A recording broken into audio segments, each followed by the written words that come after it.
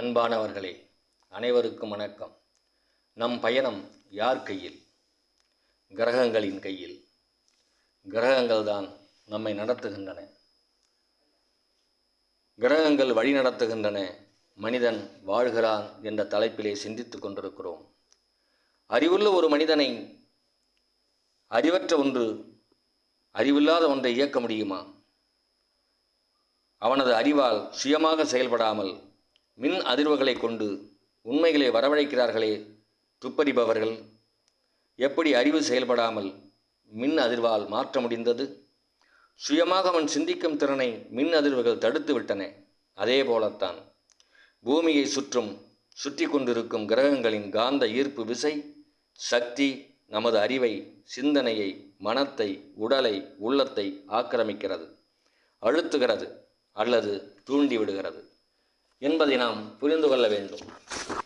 அன்பானவர்களே, நமது உடம்பில் மின்காந்த அலைகள் உண்டுதானே? நமது இதயம் இரத்தத்தை வாங்கி உப்புகிற போதும் பின் அழுந்தி இரத்தத்தை வெளியேற்றுகிற போதும் எப்படி இயங்குகிறது என்பது உங்களுக்கு தெரிந்திருக்கும். ஈயம் பூசுபவன் கையிலே துருத்தியை வைத்து விரித்து சுருக்குவான். காற்று உள் சென்று வெளிவரும்போது தீ எரியும். அதே போல தசை நார்களாலான இருதயத்தின் பைக்குள் இரத்தம் உள் சென்றதும் யார் அழுத்தி இரத்தத்தை வெளியே இரத்த குழாய்களின் மூலம் வீச்சுகிறார்கள்? தானாக வருகிறதா? தானாக அது அழுந்தி இரத்தத்தை வெளியேற்றுகிறதா? தானாக இருதயம் அழுந்துகிறது என்றால் எப்படி தானாக அழுந்த முடியும்? அது ஒரு சதை பை, 4 அறைகளை கொண்டது. இரத்தம் உள்ளே போனது பலூனை போல பெரிதாக உப்பும், பின் எப்படி சுருங்கும்? கை வைத்து துருத்தியை அமுக்குவது போல யார் அமுக்குவது? அங்குதான் புரிந்து கொள்ளும் இரகசியத்தை இறைவன் வைத்தான்.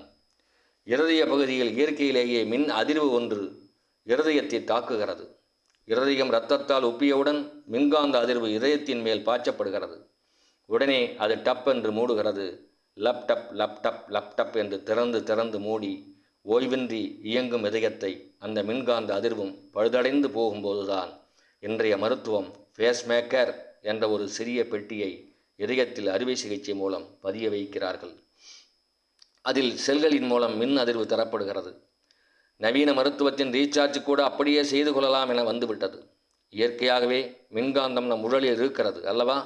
அப்படியெனில் நம்மை சுற்றி உள்ள கிரகங்களின் காந்த ஈர்ப்பு நம் உடம்பிலும் பட்டு அதன் சக்திக்கேற்ப, அவரவர்களின் ஏற்பு சக்திக்கேற்ப மாறுபட்டு சிந்தனை, செயல், அறிவு அனைத்து மாறுபடுகிறது. அப்படியானால் கிரகங்கள் தான் மனிதனை நடத்துகிறதா?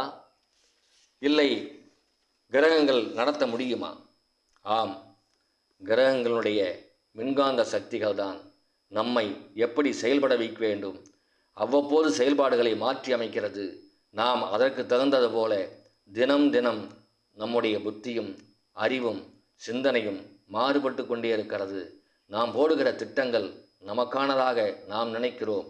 ஆனால் மறுநாள் அந்த திட்டங்கள் செயல்படாமல் போகிற போது என்னால் முடியவில்லை என்று தன் மீது பழியை போட்டுக்கொள்கிறோமே தவிர அந்த செயல்பாடு சரியாமல் போனதற்கு காரணம் கிரகங்களுடைய மின்காந்த சக்தியின் ஆற்றலே நம்மை இயக்க வைத்திருக்கிறது என்பதனை போக போக நாம் புரிந்து கொள்வோம்.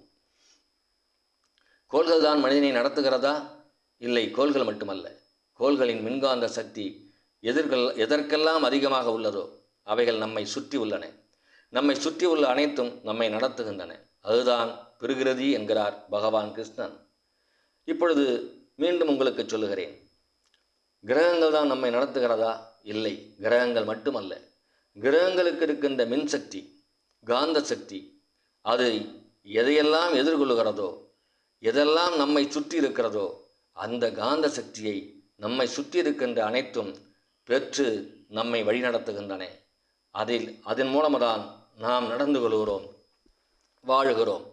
அதற்கு பெயர்தான் பிரகிருதி என்கிறார் பகவான் ஸ்ரீ கிருஷ்ணர். அந்த கீதா வரிகளை பார்த்தால் உங்களுக்கு தெரியும். யாரும் ஒரு கணப்பொழுதேனும் செயலாற்றாதிருப்பதில்லை. ஏனென்றால் பிரகிருதி நின்றும் உதித்த குணங்களால் ஒவ்வொரு உயிரும் தன் வயமின்றி கர்மம் செய்விக்கப்படுகிறது என்கிறார் பகவான். அற்புதமான கீத வரிகள். கர்மமெனில் செயல்படும் எந்த செயலையும் குறிக்கும். கர்மம் என்பதை நாம் தவறாக புரிதலில் கொண்டிருக்கிறோம். நமது அன்றாட செயல்பாடுகளே நமது கர்மாதான். என்ன சொல்கிறார்? நாம் கர்மம் செய்வதில்லை, நமது அன்றாட கடமைகளை கூட நாம் செய்வதில்லை. ஒவ்வொரு உயிரும் தன் வயமின்றி கர்மம் செய்விக்கப்படுகிறது என்கிறார் பகவான்.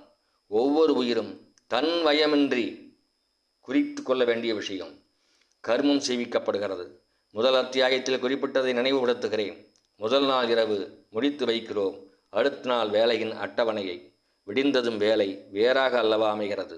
ஆம், நமது அறிவும் சிந்தனையும் திட்டங்களை தீட்டினாலும் நமது கிரக சக்தியினை சார்ந்த மின் அதிர்வு காந்த சக்தி உள்ள மற்ற பொருள்கள், அதாவது பிரகிருதியில் உள்ளதும் நம்மை பாதிக்கிறது அல்லது நம்மை இயக்குகிறது. இதை சரியாக புரிந்து கொண்டால் நமது வாழ்க்கையின் வழியை சிறப்பாக அமைத்து கொண்டு இந்த பிரகிருதியின் ஒன்று இணைவதோடு சுகபோகமாக வாழ முடியும். இந்த பிரகிருதியோடு நாம் ஒன்றிணைந்து வாழ வேண்டும். எப்படி பிரகிருதியை பற்றியும் எப்படி சுற்றுப்புறத்தில் இருப்பது நம்மை பாதிக்கிறது என்பது பற்றியும் தொடர்ந்து பார்ப்போம். இதை கேட்டுக்கொண்டு இருப்பவர்கள் நீங்கள் மட்டும் பயன்படாமல் சப்ஸ்கிரைப் செய்யுங்கள். உங்கள் நண்பர்களுக்கும் உறவினர்களுக்கும் இதை அனுப்புங்கள் என்று தாழ்மையோடு கேட்டுக்கொண்டு விடைபெறுகிறேன். நன்றி, வணக்கம்.